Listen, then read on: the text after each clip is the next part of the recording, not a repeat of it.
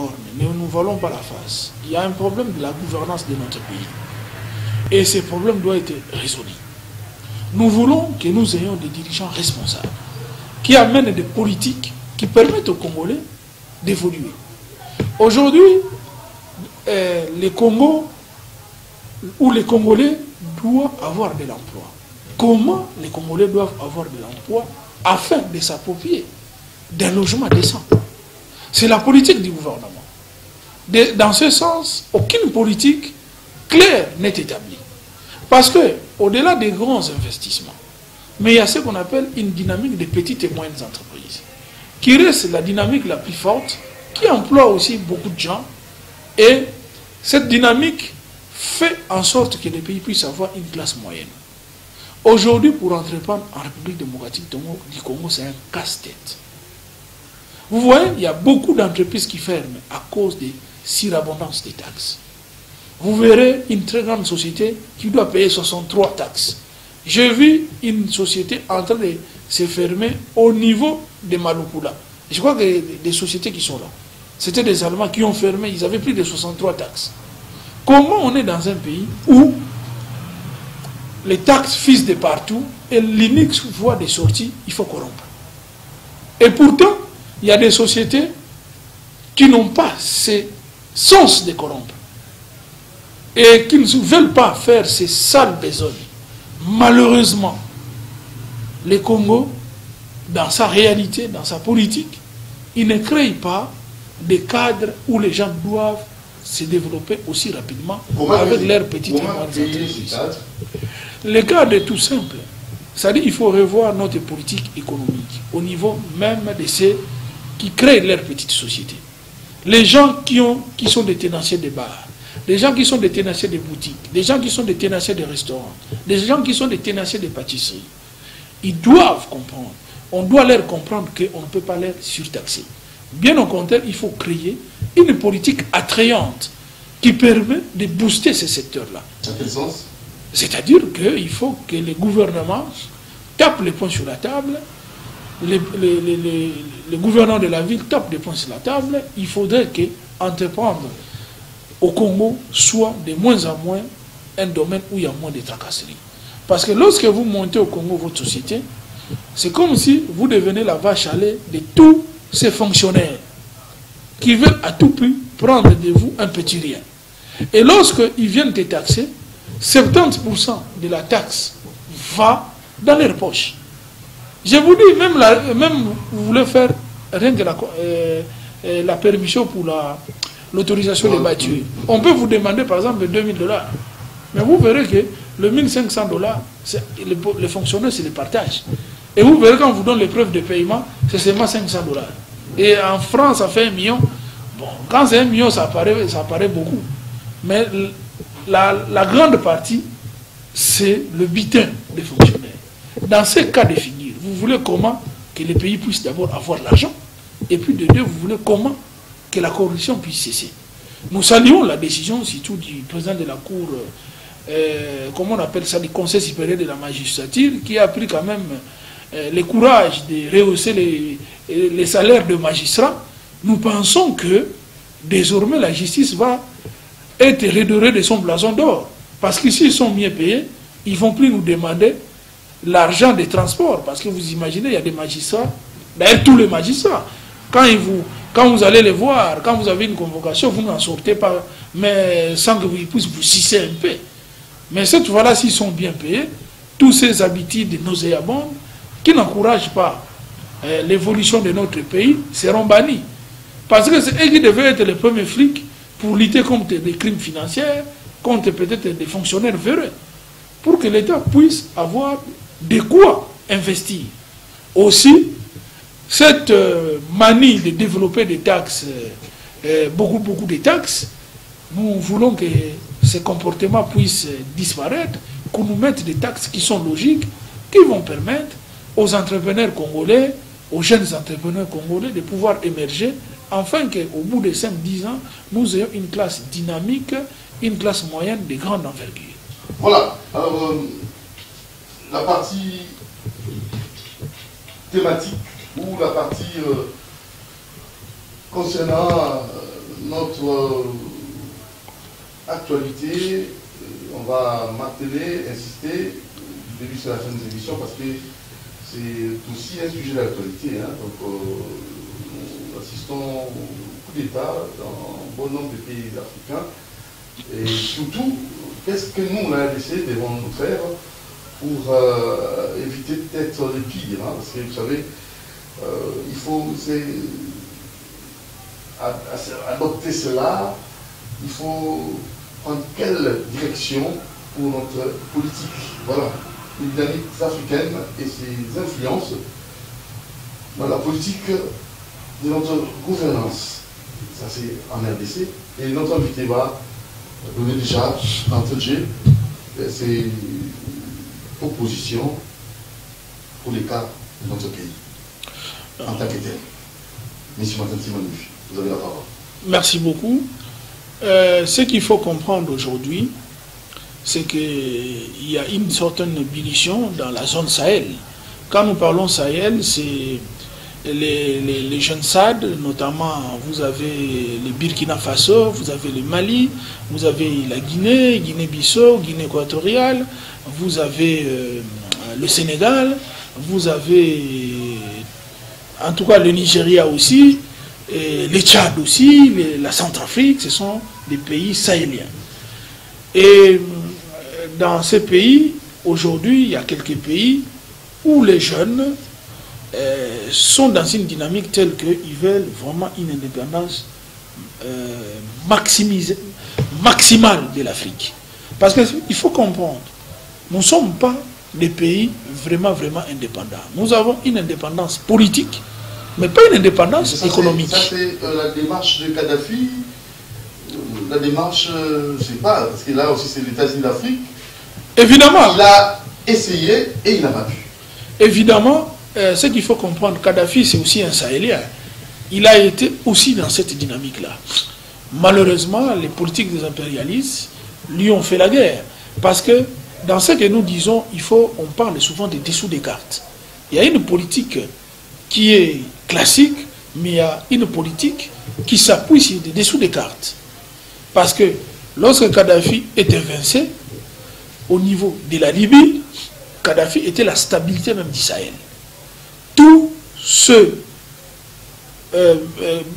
ce dynamique des gens qui avaient des armes qui pouvaient déstabiliser les autres pays, Kadhafi les contenait. Parce que Kadhafi avait les moyens pour contenir tous ces groupes parce qu'il travaillait à son service.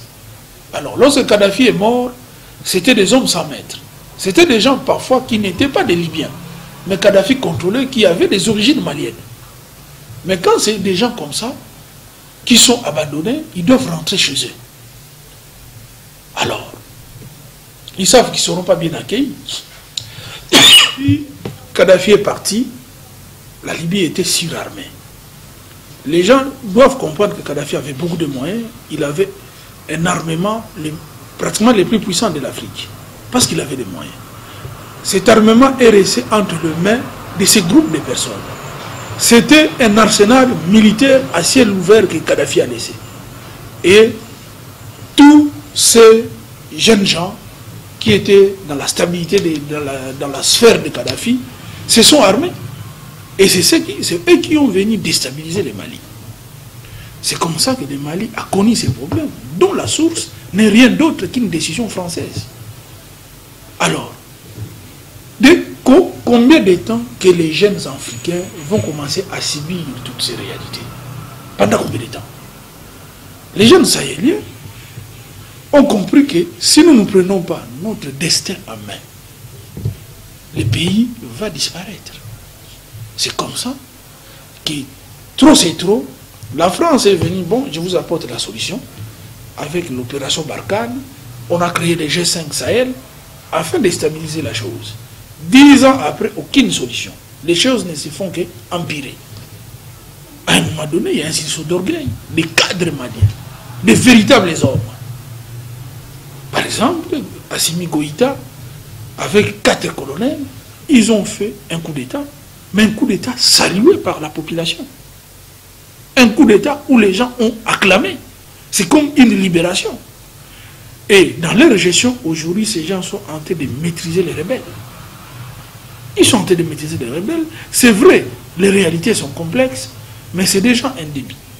Un début des solutions souveraines. Ils doivent davantage dialoguer. Comme le vent est en train de souffler dans les Sahel, les jeunes Sahéliens sont déterminés. Ça s'est passé aussi tout récemment au Burkina, où on a pillé pratiquement une gendarmerie de 50 éléments sans intervention du gouvernement. L'armée a vu que trop c'est trop. Ils ont pris des choses en main. Ils ont défenestré le président et ils sont là, ils veulent mettre une dynamique, mais une dynamique qui compte sur la réalité du monde actuellement. Actuellement, il y a un avantage. L'Occident n'est plus le seul maître du monde. De l'autre côté, vous avez la Russie, qui est aussi puissante que l'Occident. Vous avez la Chine, qui est aussi puissante que l'Occident. Donc, ce sont des partenaires aujourd'hui qui se trouvent sur terrain. Et la place de l'Afrique, non? Ce sont des partenaires qui se trouvent sur terrain que les jeunes Africains se sont servis pour pouvoir déloger les rebelles, pour pouvoir maintenir un équilibre. Maintenant, les dirigeants sahéliens ont compris que le monde aujourd'hui n'a plus la seule influence européenne. Ils ont compris que la Russie peut aussi nous apporter de l'aide. Aujourd'hui, la Russie est la bienvenue en Centrafrique. La Russie a pratiquement pris est pratiquement dans une très grande collaboration avec la Centrafrique. Et c'est ce qui a permis à Touadéra de pouvoir maîtriser les rebelles, de stabiliser son pouvoir. Aujourd'hui, au Mali, les rebelles sont en train de subir des échecs à cause de cette collaboration qui reste sincère. C'est une dynamique mondiale qui est en train de se mettre autour de l'Afrique. Nous avons connu la perestroïka, le vent de la démocratie. Mais aujourd'hui, ce qu'il faut comprendre, ce qui arrive... Mais est-ce que la démocratie est en perte de vitesse ou comment? Il ne s'agit pas de la perte de vitesse de la démocratie. En tout cas, c'est mon point de vue. Mais il s'agit de la souveraineté qui doit accompagner toute démocratie. Nous avons eu des indépendances, mais c'était des indépendances politiques. Mais nous n'avons pas eu des indépendances économiques. Pour avoir l'indépendance économique, ce n'est pas en diplomatie, il faut faire la guerre. Et les jours, si on ne fait pas la guerre, on n'en aura pas.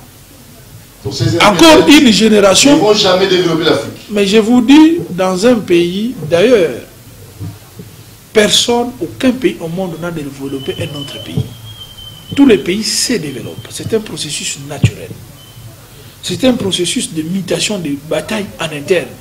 Il y a aussi des éléments exogènes qu'il faut contrecarrer. Et les impérialistes nous amènent des éléments exogènes pour étouffer notre développement. C'est à nous de savoir jouer. Les Sahéliens, aujourd'hui, ils ont compris. C'est cela la vision de Lumumba. C'est cela la vision de Kwame Nkrumah. C'est cela la vision de Nasser, de Thomas Sankara. Et ont compris que tant que nous n'aurons pas une indépendance totale, nous serons toujours des pauvres. Dites-moi aujourd'hui quel est le pays africain qui est développé. Surtout l'Afrique subsaharienne. Rien du tout. C'est de la pauvreté. Quand vous allez à Tchad, ce sont des mouroirs. Au Burkina, au Mali, c'est la désolation. Mais ces jeunes-là sont courageux. Ils ont dit que trop c'est trop. Les Goïtas, ce sont des jeunes de notre génération, quarantaine d'années. Hein? Même au Burkina, c'est des colonels de quarantaine d'années. Hein? Nous finissons avec des vieux politiques. Vous savez, les politiciens de la vieille école, à partir de Mobutu et Etienne Tshisekedi, jusque tous ces vieux-là que nous connaissons. Mais aujourd'hui, leur politique ne peut plus développer les Congo. Comment ça? Mais ils sont dans la politique du néocolonialisme. Ils sont dans la politique du néocolonialisme. Il faut aller commander aux Blancs. Ces gens-là, tant qu'ils seront là, ce seront des vassaux des Blancs. Vous voyez que tous ces politiciens, même les Martin Fayou, ce sont des vassaux des Blancs. D'abord, pour être là, c'était dans une conférence. dans une conférence là-bas, en Suisse, tout ça, ce sont des Blancs qui les ont adoubés. Vous voyez un Blanc peut adouber quelqu'un pour venir développer les Congo. C'est ça nos dynamiques. Donc vous ne croyez plus à ça? Non, nous, ça n'a jamais, ça ne peut même pas arriver. Ça ne portera aucun fruit. Déjà, dès Lumumba, il a dit que l'Afrique va écrire sa propre histoire. Vous voulez faire la guerre? L'Afrique va écrire sa propre histoire. Aujourd'hui, au Sahel, les jeunes gens sont en train d'écrire leur histoire. On a viré l'ambassadeur de la France. Il est parti. Est-ce que ça s'est fait depuis la nuit des temps? Virer un ambassadeur? Et puis on ne le fait rien. On ne le fera aussi rien parce qu'aujourd'hui, ils ont compris la politique du monde. Ils ont aujourd'hui, ils comprennent qu'il y a maintenant des puissances qui peuvent faire trembler la France. Parce que la France est zéro devant la Russie. Ce que vous dites là, il faut une préparation à l'interne. Non, il n'y a jamais eu de préparation. C'est aux jeunes, la liberté, ça s'arrache. Aucune liberté n'a été préparée. Aucune liberté n'a été préparée. Aujourd'hui, la guerre de l'Est. Voilà encore une aventure qui dure plus de 20 ans. Nous sommes tellement des moutons, nous les Congolais, nous ne comprenons pas les vérités de cette guerre. Mais c'est aux jeunes de comprendre que cette guerre doit terminer. Parce que cette guerre a beaucoup de sources. Il y a la source, d'abord, de la mauvaise gouvernance, qui reste pour nous le socle même de cette source. Face à un gouvernement qui n'arrive pas à apporter des solutions économiques de développement. Mais les jeunes vont s'attarder à des histoires comme des SADEF, à des histoires comme le pillage des ressources naturelles, pour créer des comptoirs dans des pays limitrophes. Déjà dans les pays limitrophes, quand tu as un comptoir, tu as moins de taxes, tu as moins de dérangements. Les jours où tu fais un comptoir ici au Congo, là, tu as tous ces fonctionnaires pourris qui viennent te demander des taxes. Il faut développer les pays aussi, non? Non, mais on ne peut pas développer les pays en détruisant l'économie de l'initiateur. On s'en fout de ton développement, on s'en fout, éperdument. C'est comme ça que les gens trouvent que bon, il serait mieux pour nous d'implanter nos choses ou nos comptoirs dans des pays qui environnent la RDC. Mais c'est nous qui perdons. Parce que notre taxe, notre système de taxation fait fuir les investisseurs, fait fuir même nos propres frères, qui se retrouvent mieux dans des pays limitrophes. Ils préfèrent prendre le pays, mais aller vendre ailleurs. Si on prend tout cet or qu'on retrouve à Ouganda, qu'on retrouve à Burundi, au Rwanda, qui dirait que ces pays ne produisent pas de l'or. Mais cet or vient de la RDC. Dedans, il y a aussi des Congolais qui ont compris que bon, peut-être vendre l'or au pays, c'est compliqué, allons vendre ailleurs. Et ailleurs, ils ont peut-être des cadres. Ce qui n'est pas du reste à encourager. Mais nous devons apporter une gouvernance de qualité qui permet aux Congolais de se développer chez eux, de créer l'économie dans leur pays, de ne pas être embêtés par des fonctionnaires véreux. Tout ça, c'est le problème de la gouvernance. Et chaque l'état des sièges dérange même les députés, les sénateurs, l'implication claire et nette de nos politiciens. Non, l'état des sièges, c'est une réalité qui est constitutionnelle, c'est bien. Ça, ils font ce qu'ils peuvent aussi. Mais il faut aussi étudier les problèmes. Quelles sont les causes? Les causes sont endogènes et exogènes. Pour les causes endogènes, c'est ce que je suis en train de dire ici, c'est la gouvernance qui n'est pas bonne. Cette gouvernance facilite aux causes exogènes de trouver un terrain fertile. Par exemple, le mouvement de l'État islamique. Ce sont des jeunes qui sont dans les Sahel, qui sont dans la Somalie, qui ont des financements occultes, qui ont même qui font de la piraterie industrielle sur le golfe du Mexique, qui viennent avec des moyens convaincre les jeunes Congolais, les convertir, qu'ils puissent devenir de véritables meurtriers dans leur propre pays, en tuant leurs propres frères. Mais parce que ces jeunes-là n'ont pas d'emploi. Ces jeunes-là sont sans espoir, à cause de mauvaises gouvernances. De l'autre côté, vous avez une dynamique de tous ces morors sahélais qui viennent de l'autre côté avec des vaches et consorts. Ces gens-là, ils ont trouvé qu'ils peuvent s'installer au Congo parce qu'il y a le pâturage. Tant que vous n'avez pas à l'interne un gouvernement, une armée ou un système de frontières qui peut repousser ce genre d'incursion, comment vous ne voulez pas que notre pays devienne la risée de tout le monde, où tout le monde peut venir s'installer impunément? Et ils viennent, ils s'installent, ils sont plus de 85 000 vers les Haut-Ouélé, Bas-Ouélé. En même temps, ils terrorisent nos populations. Alors, qu'est-ce que nous devons faire clairement? Ce que nous devons faire aujourd'hui... Avons-nous une armée forte? Il faut reconstruire l'armée. L'armée, elle est là, elle est en train de faire ses preuves. Nous devons aussi féliciter nos vaillants soldats et les encourager. Mais deuxièmement, il faut donner des moyens à cette armée. Mais cette armée, ces moyens ne peuvent provenir que de la bonne gouvernance.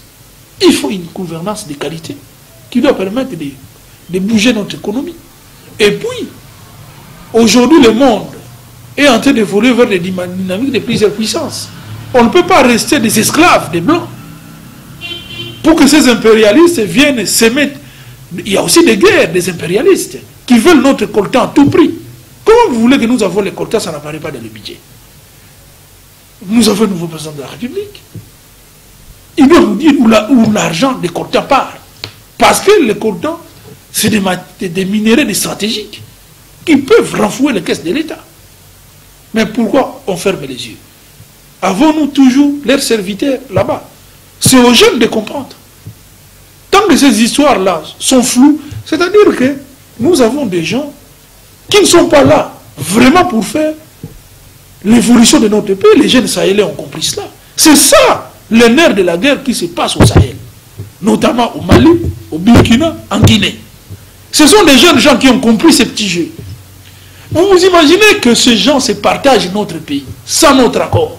Ils se partagent nos minéraux sans notre accord. Nous sommes comme des bétails. Mais dans 40 ans déjà, ils viendront tous ici parce que les conditions climatiques, nos richesses vont comme ça les intéresser. Dans 40 ans, parce que leur milieu sera plus propice pour leur développement. Oui, mais ça, c'est ce que ça, c'est ce que vous dites. Vous pensez vraiment les Français vont venir ici.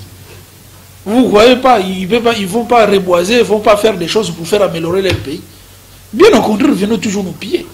Ce sont leurs histoires, ils sont en train de vous dire qu'ils vont pour venir ici pour que vous croyez que ce sont des gens, tout ça, tout ça. Non, ils ne viendront pas, vous rêvez. Mais ils viendront. Par contre, ces pays, il faut comprendre que notre pays leur appartient. Ils décident ici notre avenir. C'est eux qui placent nos présidents. Vous voyez que tant que nous n'avons pas de souveraineté, nous avons que des élections, des parodies. Vous pensez que si notre président n'était pas en accord avec ces gens-là, on allait lui laisser libre, on allait les tuer. Nous avons vu le président Laurent Désiré Kabila mourir, Lumumba mourir. Maintenant, les jeunes gens, nos jeunes, face à cette réalité, vous devez être conscient. Cette misère va persister tant que nous n'allons pas tuer les vraies causes. Les vraies causes existent parce que l'homme blanc, dans la charte de l'impérialisme, ils sont clairs. Nous ne permettrons jamais le développement de ces pays-là. Jamais.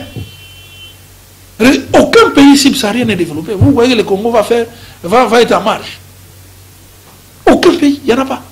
Stable peut-être oui, mais développé non. C'est comme ça que nous les jeunes Congolais, nous devons encourager cette dynamique sahélienne de ces jeunes gens, ces jeunes colonels qui ont pris leur destin en main, qui ont compris que s'ils doivent négocier de nos minéraux, ils doivent négocier avec nous. Est-ce que vous vous imaginez qu'au nord du Mali, là, la France a trouvé un gisement de minéraux extraordinaire? C'est comme ça qu'ils ont créé toutes ces guerres. Toutes ces guerres des rebelles et tout ça, 10 ans, on ne maîtrise rien. C'est pour appliquer ce qu'on appelle la politique du chaos, qui a commencé avec le départ de Kadhafi. Ils ont changé de système, il faut créer le chaos en Afrique. Mais ils doivent comprendre que, en créant ce chaos, le revers de médaille est là. Si nous, les Congolais, nous ne sommes pas dans cette dynamique, nous serons toujours dans cette pauvreté pendant 50 ans. Nous avons... Donc vous ne croyez même pas? Mais non. Moi, c'est difficile. Nous avons le président de la République, Félix Tshisekedi, qui est là. il va faire son travail, son mandat, il sera un président normal. Tant que c'est un homme qui est en bon terme avec les impérialistes, oui, mais vous avez la volonté, mais vous avez aussi un cahier de charges que les impérialistes. Mais la diplomatie, tout le voyage du président de la République, c'est pour harmoniser, mais harmoniser c'est bien, mais ces partenaires, la modernisation. Est-ce que ces partenaires, écoute, est-ce que ces partenaires extérieurs nous considèrent vraiment comme un président? Vous pensez vraiment les États-Unis considèrent nos présidents comme des présidents? Des présidents africains. Mais pourquoi vous n'êtes pas des présidents? Vous êtes une non-marionnette. C'est la vérité. Qu'est-ce que vous croyez? Il faut qu'on dise la vérité aux jeunes Africains, aux jeunes Congolais. Aucune considération. Vous croyez vraiment Macron, quand il est avec Félix, il peut croire que Félix est son égal? Vous êtes dans quel pays? Mais nous sommes leur... ils nous considèrent comme du bétail. Parce que quand on vous donne... Mais quand vous êtes dans un pays où les gens font des réunions pour partager vos propres richesses, ils prennent vos coltans, vous êtes incapable de les mettre dans les budgets. Ça n'apparaît pas parce qu'on vous dit, ça là tu ne mets pas. Si c'est sérieux là, si ce sont des présidents sérieux, nous voulons voir l'argent du coltan dans notre budget. Si c'est vraiment des présidents, si ils sont vraiment des présidents, le véritable test, il faut que l'argent du coltan apparaisse dans les budgets. Et là, nous dirons que vraiment, désormais, nous avons des présidents. Ils font et défont comme ils veulent. Ils ont leur carnet d'adresse, leur calendrier. Les pays que nous voyons, les Congo subsahariens, ce sont pour eux, ce sont leurs domaines. C'est leurs ressources. Ils prennent, ils pillent. Comment nous pouvons atteindre l'indépendance économique? Mais c'est là où vous voyez, je vous parle des Sahel, leurs influences. Vous êtes toujours passé par cette voie-là. Je vous dis, il faut faire la guerre, ils font la guerre. Ils font la guerre maintenant. Ils sont là, ils sont en train de jouer entre les puissances. Aujourd'hui, la Russie est là, en train de soutenir avec, comment on appelle ça, Wagner qui vend des services privés, parce que c'est quelqu'un qui vend des services privés. En même temps, la Russie a envoyé des formateurs pour former les militaires maliens, afin d'équilibrer les forces. Faire la guerre au moment où vous n'avez même pas votre satellite? Ce qu'il faut comprendre, lorsque vous démarrez une guerre au départ, il faut aussi se préparer. Ah oui. Dans cette dynamique, lorsqu'on vous forme, on vous forme, vous êtes avec ces gens, il faut savoir maintenant négocier. Il faut qu'autour de vous qu'il y ait des personnes très stratégiques qui pensent. Nous avons la France qui nous a cochonné, maintenant nous avons la Russie avec qui nous collaborons. Mais dans cette collaboration, pour que nous soyons des mets stables, voici nos exigences. Le problème, c'est que les satellites, ce n'est pas seulement la Russie qui peut vous donner ça. Mais vous devez vous mettre dans une dynamique et nous en avons besoin. Et nous devons lancer la nôtre. Il y a d'autres pays aujourd'hui vers qui nous pouvons nous tourner. Il y a des grands partenaires. Le monde est rempli des pays qui émergent. Vous avez la Chine qui est en train d'émerger, Taïwan aussi à la technologie, vous avez les Singapour, vous avez beaucoup de pays, le Japon. Ce sont des partenaires. Si au niveau de la guerre, nous avons de l'armée, nous avons par exemple la Russie. Au niveau par exemple de la technologie militaire ou de la technologie, nous pouvons avoir des partenaires comme les Japonais. Mais le problème c'est que, au-delà de tout, c'est à nous aussi de développer notre industrie militaire. C'est-à-dire dans cette dynamique, il ne s'agit pas d'aide seulement parce qu'on doit vous donner, mais vous pouvez envoyer des Congolais être formés, des scientifiques congolais être formés. Il faut aussi créer des écoles, des formations dans des domaines variés, des lendemains, dans les domaines de l'intelligence artificielle. Il faut créer des universités. Il faut que nous pouvons sortir des sentiers bâtis avec des programmes. C'est un travail de longue haleine. C'est un travail de longue haleine, mais si nous avons notre indépendance, au bout de 10 ans, on peut l'atteindre. Vous savez, l'impérialiste vous interdit même. Ces gens-là vous interdisent même de frayer des bonnes écoles. C'est ça que vous ne comprenez pas. Nous sommes étouffés. Étouffés. Vous ne pouvez même pas développer une industrie militaire. Que nous voulons créer des armes. Ils viendront, on vous a dit de faire ça. C'est ça avec. Si nos présidents sont des garçons, ils n'ont qu'à créer une industrie où on fabrique des armes automatiques. Parce que c'est possible. Si vous mettez les Congolais dans une dynamique de recherche, ils peuvent le faire. Et nous leur demandons de le faire. Vous verrez qu'ils ne feront pas. Parce qu'ils ont les mains liées. Mains liées, 60 ans après, mains liées. Nous ne sommes pas indépendants. Politique, oui. Nous pouvons nous décider, oui. Économique, non. Il y a des choses qu'on interdit à nos présidents de faire. Et ils obéissent à la lettre. Il faut que les jeunes Congolais, à partir de ces messages, comprennent cela. Donc l'Orient a même raison. Mouvement panafricanisme. Mais le Sahel, c'est un mouvement panafricaniste. Est-ce que vous comprenez que Mali, c'est le pays déjà des panafricanistes? J'oublie un peu les noms avec leur ancien président, qui est avec les Nkrumah. Les noms vont venir. Les Nkrumah, les Nasser, hein? Modibo Keïta. C'était des grands panafricanistes. Et c'est cette dynamique que ces jeunes sont en train d'écrire l'histoire de l'Afrique que Lumumba a prédit. Vous savez que c'est nous qui ne respectons pas Lumumba. Lumumba est respecté dans toutes ces zones-là. Pourquoi? Savez-vous que... Mais vous savez... Savez-vous que quand vous allez à l'Union africaine... Notre enseignement aussi, ça pose problème, notre programme. Mais c'est un programme qui doit être revu dans les cadres de développement. Nous avons des programmes de sous-développement. Du point de vue idéologique, il faut nous endormir. Vous parlez de Lumumba, alors que si vous comprenez Lumumba, vous allez un jour compliquer les plans. Ce n'est pas...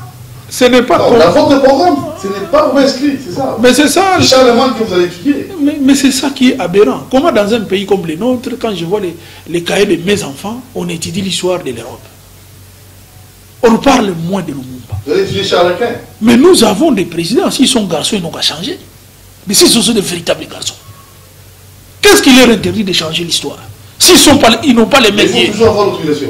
Ah mais oui, mais s'ils sont des garçons, pourquoi ils ne changent pas? Nous disons que nous sommes indépendants. Changeons aussi l'histoire de la formation de nos enfants. Vous voyez? Quand je vous dis que nous n'avons pas de président indépendant, c'est ça la vérité. Si c'était facile, ils allaient déjà faire. S'ils ne font pas, c'est que ce n'est pas facile. Ceux qui sont incapables, on les a dit, non, ne faites pas. Que les jeunes se réveillent. Parce que le développement, ce n'est pas le président de la République qui va amener ça. Ce ne sont même pas ces députés. C'est nous. Cette génération qui sera sacrifiée, c'est nous. Ils ont déjà leur argent, ils ont déjà vieilli. Nous sommes pauvres. L'histoire jugera. Qu'est-ce que notre génération a fait? L'histoire nous jugera. Nous faisons aussi le travail de réveiller la conscience de ces jeunes. Voilà les jeunes sahéliens. Bravo à eux. Ils ont compris. Il y aura des conséquences aussi. Il n'y a pas de bataille sans conséquences. Lorsque les États-Unis ont chassé les Anglais, les gens sont morts. C'est la guerre. Vous voyez quoi? On va vous donner le développement dans un plateau. Ah non? Vous vous trompez quoi? Vous avez vu ça où? Il faut voir l'histoire des États-Unis. Il faut voir l'histoire de la Chine, la marche que Mao Zedong a fait. Il a conçu la Chine avec les cadavres chinois. Votre mouvement citoyen, pour terminer, de son fond, qu'est-ce que vous faites de vos jeunes? Ça aussi, ça pose problème. Mais non, le président, il est là, il est en train d'éveiller ces jeunes. Aujourd'hui, on est à la télé, on éveille. Les jeunes de Tresson, au fond, ce sont les jeunes congolais. C'est une dynamique qui nous permet aussi panafricaniste. Parce que nous voulons une vision maximaliste du développement de l'Afrique. Mais quand on expose le dire comme ça, vous n'aurez pas de problème. On va vous éliminer, non? Les Blancs n'aiment pas ça. Moi, je ne suis pas politicien. Je ne fais pas la politique. Mais vous voulez la guerre. Vous voulez faire la guerre. La guerre, ça ne signifie pas qu'il faut avoir seulement les armes. Il y a une guerre d'idées aussi. Il y a une guerre de pensées. Mais ils vont vous combattre. Mais c'est naturel. Éveil de conscience, comme ça là. C'est naturel de faire les combats. C'est naturel. Ou tu dois vivre, ou tu meurs. Mais mourir avec honneur. Il ne faut pas mourir comme une bête. Les gens nous traitent comme du bétail. L'Afrique, toutes les richesses leur appartiennent. Qu'est-ce que vous voulez? Ils décident sur notre avenir. Ils décident sur notre éducation. Voilà, l'éducation détruite, un projet bien ficelé. Mais ils nous financent. Le financement, est-ce que le Congo, avec toutes ses richesses, a besoin d'être financé? Nous avons les comptants. Ils vous donnent à gauche, ils retirent à droite. Ils créent des ONG là pour financer, pour faire quoi? Ce sont des histoires de renseignement. Qu'est-ce que vous croyez? Voilà, en termes de conclusion. Nous nous adressons aujourd'hui aux jeunes Congolais. Il est temps de nous libérer. Nous avons connu nos pères de l'indépendance, se sont battus pour l'indépendance politique. Mais l'indépendance économique, nous ne l'avons pas jusqu'à aujourd'hui. À telle enseigne, même dans les enseignements de nos enfants, nous étudions l'histoire de l'Europe. Et Lumumba, Laurent Désiré Kabila, Mobutu et Tchen Tshisekedi, nous n'avons pas de livres dans nos écoles qui parlent de ces gens-là. Et pourtant, c'est eux qui sont notre histoire. L'histoire de nos pères africains qui se sont battus pour que tous les Congos, tous les pays de l'Afrique profitent de l'indépendance. Cette histoire est occultée. Parce qu'on ne nous a pas dit pourquoi ils se sont battus. Il est temps, comme les jeunes sahéliens, de se lever, de se réveiller comme un seul homme, afin d'exiger cette indépendance économique. La vie n'est pas un cadeau. Mais la vie, on mérite ce qu'on a. À un peuple majeur, on donne ce qu'on donne. Mais à un peuple mineur, on les traite comme un enfant. Aujourd'hui, nous sommes infantilisés à cause de notre manque de personnalité. Il est temps, surtout notre génération, de prendre les choses en main. Comme les jeunes sahéliens, aujourd'hui, vous voyez le Burkina, le Mali, où les jeunes ont compris les véritables enjeux qui bloquent le développement de leur pays. Il est temps aussi aux jeunes Congolais de comprendre quels sont les enjeux qui bloquent notre développement, et nous allons nous mettre autour d'une table, nous ces jeunes qui avons compris, les jeunes de l'Est et de l'Ouest, du Nord et du Sud, nous comprenons nos difficultés. À ce moment, nous parlerons le même langage. Ces jeunes qui sont dans des rébellions, dans les ADF, ce sont des jeunes qui sont dans les désespoirs. Il est temps que nous exigeons des vraies politiques économiques qu'on nous a privées depuis la nuit des temps. Que ces politiques soient désormais appliquées pour que nous devenions une nation digne de nous. Il faut que le président africain soit regardé président au même titre qu'un président européen. C'est possible, tant que nous n'allons pas vendre notre personnalité. Il faut changer le paradigme, changer notre histoire. Lumumba a dit, l'histoire de l'Afrique sera écrite avec les enfants africains. Il est temps d'entrer dans l'histoire. Il est temps d'entrer dans notre histoire, parce que nous avons une histoire. Mais il est temps de nous approprier cette histoire afin de développer notre pays en particulier et l'Afrique en général. Je vous remercie. Voilà, vous l'avez bel et bien suivi. C'est le tout premier numéro de l'année 2022, Grand H. Nous avons réussi pour vous, M. Ndéfi Matantima. Il est président de ce grand mouvement citoyen de son enfant, et en même temps architecte. Je crois que vous avez suivi avec beaucoup d'intérêt, et nous allons vous demander de suivre la rediffusion demain samedi à 9h. Merci à Moron Jambé, Alain Kabogo. Merci à nos exploitants, Bruno Dinga. Ciao, à la prochaine. De vous